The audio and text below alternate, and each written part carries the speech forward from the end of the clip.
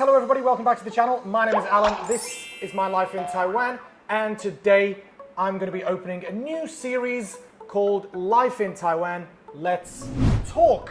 We are going to be addressing some more serious issues that many people have to face here in Taiwan, and I think what better thing to do than to invite along some of my esteemed YouTube colleagues. We have got Fifi all the way from Malaysia. Hi 大家好，我是 Fifi。 And everyone, let's welcome Amy. 大家好，我是 Amy 英国奶奶。 And of course, let's welcome good friend Prozzie. Hi, I'm Prozzie. Yes, so thanks for being on my channel, guys. Nice to be here. It'll be fun. Yes, we have all recently been invited by the Taiwan Alzheimer's Disease Association to make videos discussing this rather sensitive topic, and we've been invited to try and raise awareness and to get people talking about dementia. We've been using the hashtag no dementia. We can use that in the comments down below maybe. And that's the point of today's video, is to discuss the videos you guys have recently been making, just have a little bit of a chat about what we've learned regarding this really sensitive issue. So I'm going to start with ladies first. Fiona, can you give us a little bit of a breakdown about what you did in your video, what you learned, who you met? I met a guy who is not look like he's got a issue, and we did a little bit like Tai Chi, but not Tai Chi. 我要打10个。呵，师兄，麻烦你高啊，8段拳。8段锦。哦，8段锦。对，好，我们行礼啊，把这个拇指搁起来，右边抓左边。对。这样不行礼吗？不用鞠躬，不用鞠躬好。放在胸前就会不要拿那么高哈。那这样的话是要挑战。哦，这样挑战。好，那我们开始吧。两手交叉。交叉。 里面的手就是要拉弓一样哈，那外面的手拽。Okay, so looks really interesting, lots of fun. Yep. Can you give us a bit more information about what you learned about your teacher? Like, how is his condition? He can manage his own lifestyle, and also his wife. When he found he got the dementia, is because his wife got a bit situation, like forgot something and some kind of issue from remember things. So their daughter advised him to take his wife to see the doctor. At the end, they both get the result of dementia. Well, I think that's something we're going to get into a little bit later, is talking about how dementia affects families and things like that. Maybe we'll share some personal stories. But I'm going to quickly move on to Amy. Welcome. Nice to be here. Yeah. Can you tell us a little bit about your video? I went to this lovely lady's house, and I'm not joking, I think I had one of the best afternoons I've ever had. She was just, her and her husband were so accommodating, they were so kind, and we went to their home and she taught me, she was like a really, really amazing art teacher. Yeah. She was like lots of Chinese paintings and things. And they prepared like a lovely Taiwanese afternoon tea, and she taught me how to do these Chinese paintings. Okay. And it was fascinating just to see her working and just her life. She really enjoyed life, and she enjoyed gardening, that kind of thing as well. So I feel like I learned so much on this one afternoon with this lady. Amy，这张我就送给你了。这么漂亮，真的吗？送我了？啊，我早上画的。等下你。我从中间开始，对不对？然后就做一个。对。 如果我不教你，我从哪里都可以开始。你说你教人家对不对？什么画画？以前你很喜欢教别的人画画吗？不一定。有没有不乖的学生？服务率不高。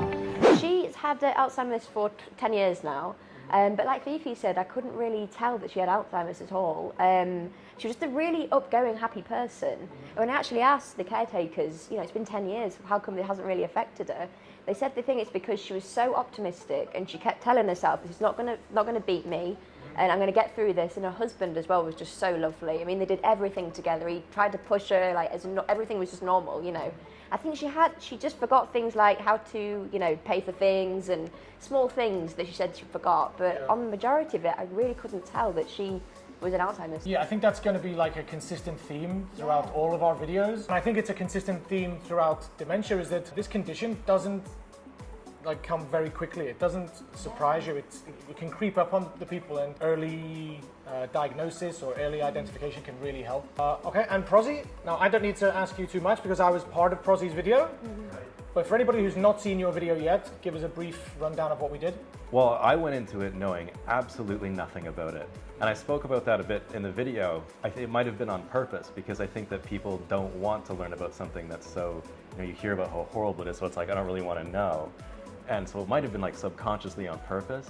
So I learned everything today, and I met a guy named Max, and we had a great time. He was really lovely. He's this charismatic, charming guy, and the way he speaks to you, it's like, he strikes you at the core.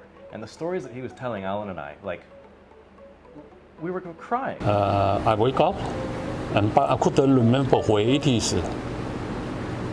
Even he come to see me and talk to me. He is my wife. I say no. I'm not married yet. It's true. It is true. Yeah. Oh, You just could so feel it. emotional, right? You could feel it. The room was like, it had this energy when he was telling the story. Like you could hear a pin drop. It was that sort of, that atmosphere. And then, the love that they have for each other was like palpable. You could feel it, I think. Like, I don't know exactly how to describe it, but you could just feel how much they cared about it. It was incredible. But in his case, I think might have been rather unique to the other ones because I don't know that he slowly sort of got it. Something had happened to him. Max had what's known as vascular dementia, which came about because he had a heart attack and the blood couldn't get to his brain in time, so he developed dementia through that. Can I also point out, like, even the focus of that video wasn't even just on him living with dementia. I think a lot of the focus was also on his wife because it affects the people around them as well. Definitely, and she's an incredible woman. The patience in that woman is... It's admirable, isn't it? It's unbelievable. So also to hear her side of the story, because it affects her as well. It's not just him. Max was so open and honest with us, and I think Prozzie, like before you went in there, what were you asking me about what you can talk to about? Oh geez, I was like, because it's this thing. It's like, how much do I ask? Is this too much? I was really scared about upsetting them as well. Should I say the right thing, or would that make them cry, or is that bad to say? You know what I mean? I was worried about that. Yeah. And I'm not a particularly emotional person, so I guess so I thought. But oh man.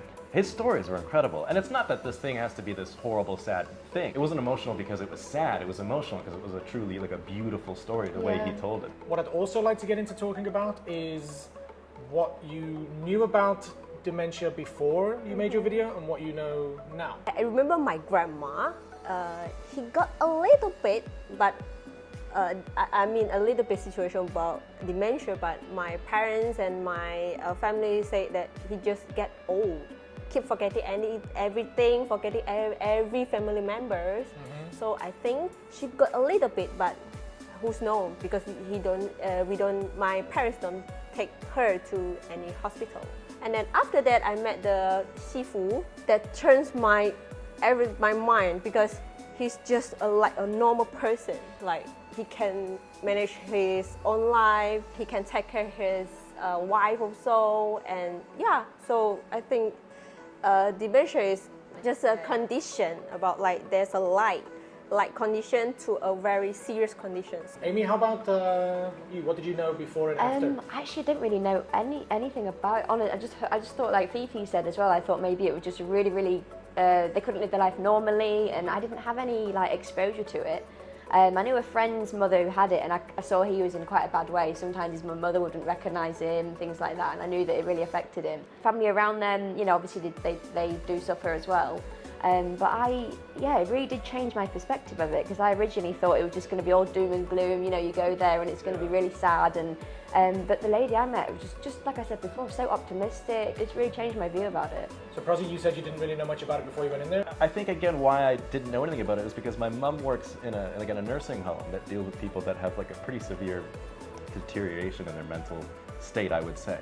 And for me as a child, when I go visit her at work, I was scared. But now I know that it's not, like we said, like we all agreed, like you wouldn't know that person had dementia. So, and I learned also a little bit about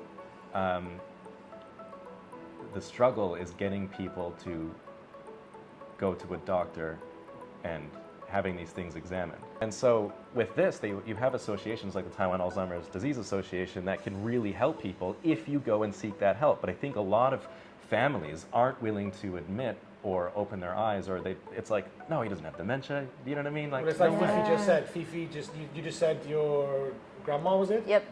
Oh, she's just getting old.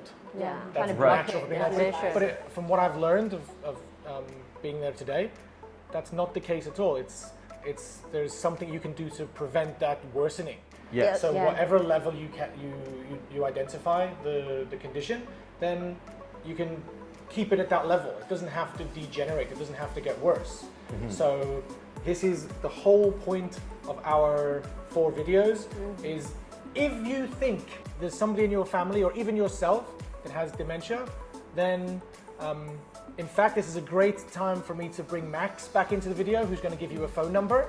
08004745880. So yeah, there's Max giving you the phone number you can call the Taiwan Alzheimer's Disease Association, and you can begin a conversation. That's all you have to do is start a conversation with somebody, and they'll hook you up with the right people, put you in touch with the right person. As you said, the wife thought the wife had the condition, Yep. but then they found out the husband actually had it too. So you don't even have to have major symptoms.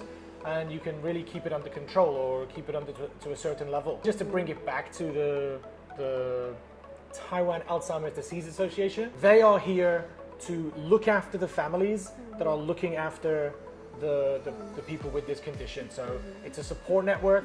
I think there are many support networks in Taiwan, not just for this condition, but I think it's something that people should really consider taking advantage of. So to summarize the video and just bang home those key points, I'm going to ask each of my guests to give you one key point to take away from today's video. So Fiona. For me, it's early diagnosis about your situation.